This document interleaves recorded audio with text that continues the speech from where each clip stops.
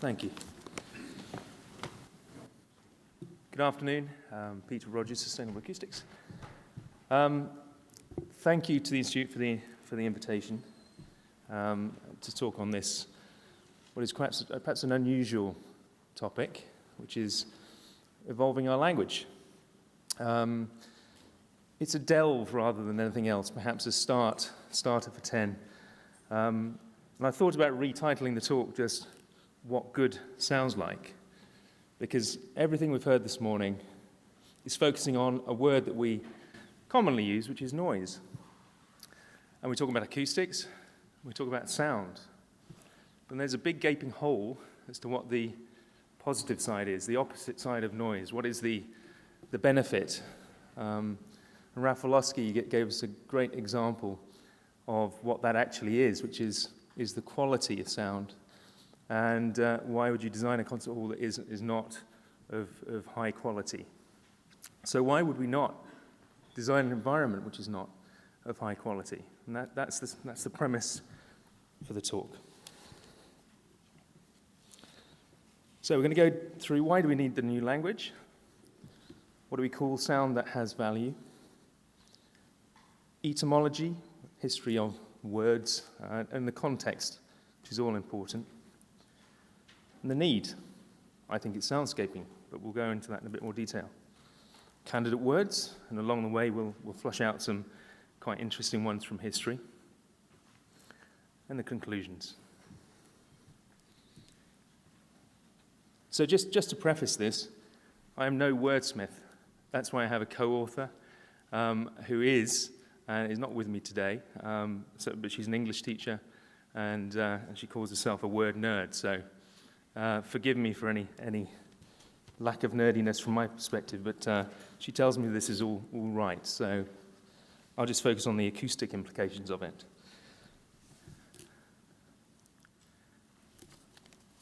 So why? It's a historical look into the language. I think this is interesting from the man that coined the phrase lateral thinking. It's this idea that language is a barrier, and potentially it's a catalogue of things that are wrong in the past, potentially. Old perceptions that are frozen into language force us to look at the world in an old-fashioned way.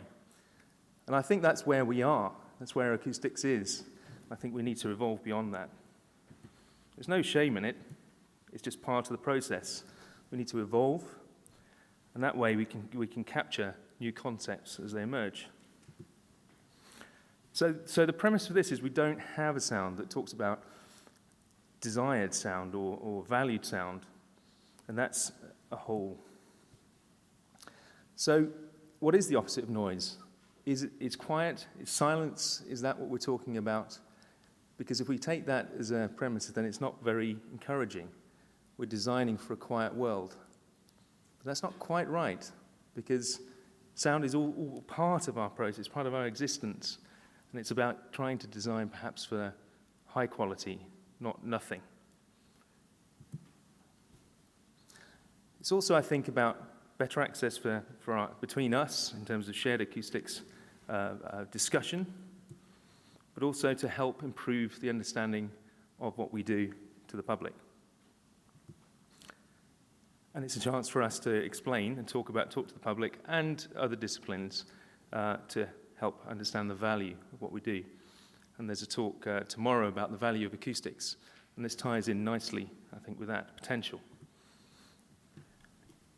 And also, it ties into how acoustics can affect the well-being agenda, both inside and outside environments, where we're not limiting it just to inside or outside, but both.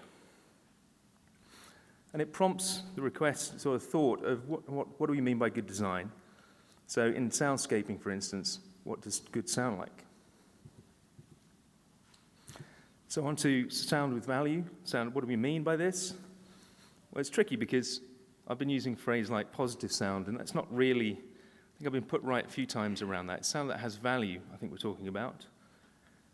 So something that has a value would be something that has a benefit to society. So does it have a cultural identity? I'll use Big Ben as an example of that, perhaps. Or something that allows you to wayfind. Or does it have human or animal health benefits, either psychologically or aid species health and survival. So in terms of how birds are able to reproduce, that sort of thing, it's an important aspect of that. Can it possibly improve well-being in terms of comfort? Well, we know it can. Can it be calming? Can it be relaxing? Can it be sedative? Can it connect us to nature in a positive way, create and enhance emotional response? We know music can, and to some extent there's a whole area to explore there. Can it have the perception of quality in terms of products and experiences? Think about a car door slamming. In the way our products sound these days, sound definitely has value. And in terms of experiences, it's hard to say that it doesn't. So again, it's a positive one. This one's a bit tricky.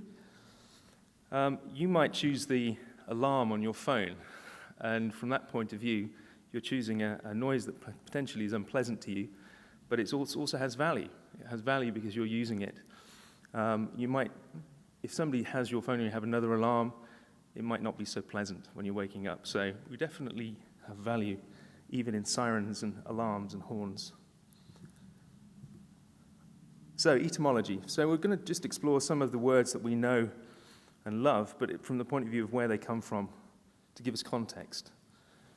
So sound is a mixture of sonar, and that's linked to the geological feature, really, and it's potentially linked to the sound that's been created there.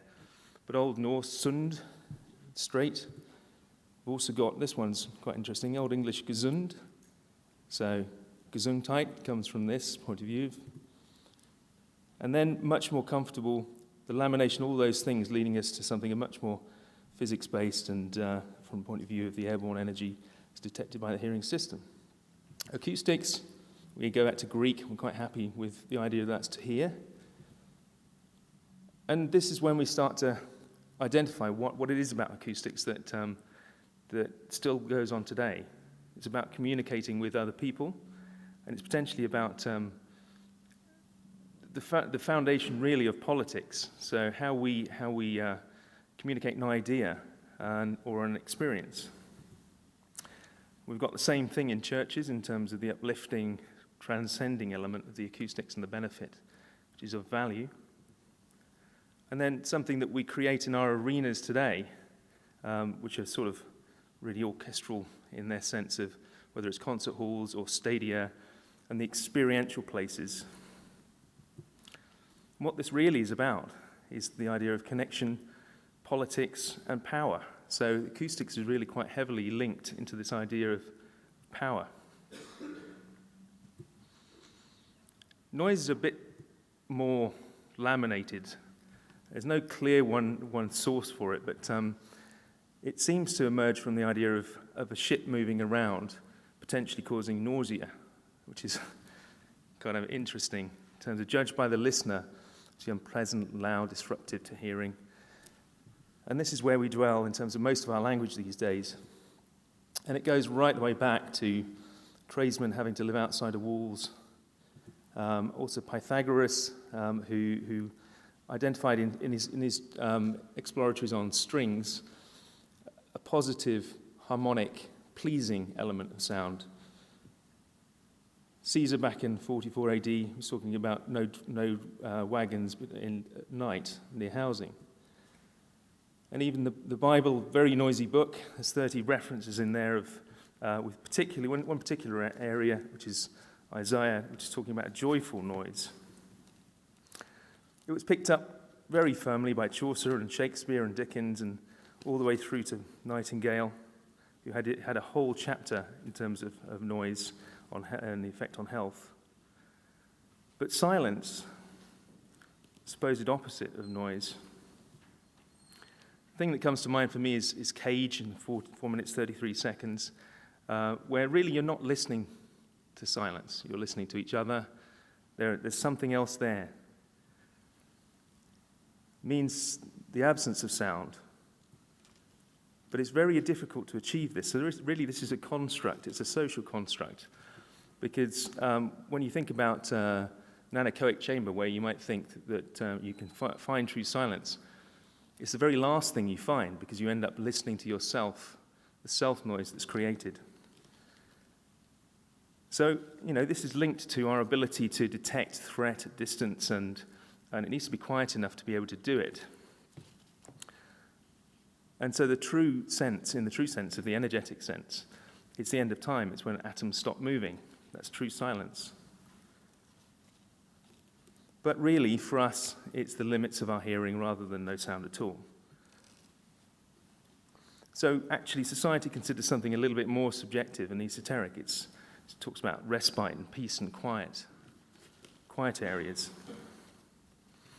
Something that perhaps in the today's world, post-industrial world, there's a perception of quiet being very short-changed and everywhere being very noisy. And it's something that society is perhaps craving in a noise-filled world. The antidote to sort of has been termed as aural blindness, which is quite an interesting concept, which is, as opposed to being out in nature and being able to hear the twig crack at great distance, we really can't hear, we can't use the sense in the way that it's evolved. So what do we mean by desirable sound? Is it just vibrancy, the buzz, the sense of energy? Or is it something that we specifically want to put in the environment, like a loudspeaker or something? But it's all really, I think, to be thought through the lens through the perspective of the listener. And this is relevant in as much as the soundscape is a paradigm shift in the area of noise and noise control. And I think that is why we're having this conversation. Is natural sound itself desirable? So really, language is the inventory of human experience, and I think this takes us to this point of having to consider some of these words. So soundscaping is emerging as a new area within acoustics, really, I think it's fair to say, and gathering pace, and quite what it means and how we need to interpret it almost forces us to consider what is a positive thing in that environment. On the whole, as an acoustician, I think I've experienced people explaining to me when they talk about acoustics, it's because it's poor. And they recognize and they acknowledge it when it's poor. So I think the point is there are lots of poor soundscapes out there which need improving. But what does that sound like? Is it that we're creating environments that support the use of sustainable society and copes with this idea of density, population density, and is essentially part of good design? We've got now 2 ISOs which deal with soundscaping. I think it's fair to say that they're not quite there yet in terms of something that we can fully deploy other than creating a basis, a foundation where we can start to have a conversation. Common framework, really, to look at the environment as perceived by the listener. It looks at type of place, type of source, a different type of sound source within that. Then we've got questionnaires in terms of which includes perceived affected quality. It doesn't deal with a word actually doesn't deal with what positive sound actually or sound of value would be. It rates it from very good to very bad, and appropriate in terms of not at all to perfectly. So this is a starting point, but we seem to be missing this little third document possibly, or something else. So what is optimal? This is a place we need to think about, starting the discussion and debate. So the candidate words, they're in the paper, but before we go into them, some words from a great man. So have we missed something? Is there something out there that's been there all along, something we should blow some dust off? So that was the basis on which we looked into this. So we take them in each one by one. This is my favorite. I'm going to give it a go. Tintinnabulation. There we go. A tinkling sound as of a bell or breaking glass or ringing of bells. I could have found a sound, but you all know what I mean. It certainly conjures up something, but it doesn't really give you that coverall phrase. I still like it. I think we should keep hold of that one. Sonorous. So this is quite specific to the voice. Its voice capable of deep and ringing sound, extending to the majestic and thunderous sound of high volume, such as a sonorous waterfall. So I think, that's very clearly about the drama of a sound. It can't really be a quiet, something that's sonorous, it can't really be quiet. Conorous, let's just say that clearly. This melodious and resonant, relating to song or speech primarily. Well, that's put it into a certain category, specifically to speech, which is not really what we're looking for. Susurration, so this is an onomatopoeic term, which is talking about the whispering and rustling. So the susurration of a river was smooth and calming. That in its sense is the other end of the scale from sonorous. So then I come to probably my near favorite, because I'm a beekeeper. This comes from the idea that something is as smooth as honey, a sound that is pleasant to listen to, which actually is getting quite close to the mark in terms of a candidate. So, onto my chosen favorite, and the reason for this is because it's been there all along in Greek language, and really back to the day of Pythagoras and his strings. It's well-sounding, it's euphonia. And the dictionary definition is pleasing to the ear. That sounds quite good so far. But this is perhaps a little glitch, possibly. It's mainly used in terms of language linked to poetry and the way that consonants and vowels mix and the harmony that's created. So you find it quite prolifically in poetry and associated with that. But actually, it's also linked to another word in terms of the opposite, which is cacophony. So you start to get the sense that this is actually, it does have quite a broad meaning. It's also linked with music as well as speech. So my 5-year-old understands what she's doing when she's talking about phonics. She doesn't particularly like it, but she does understand it.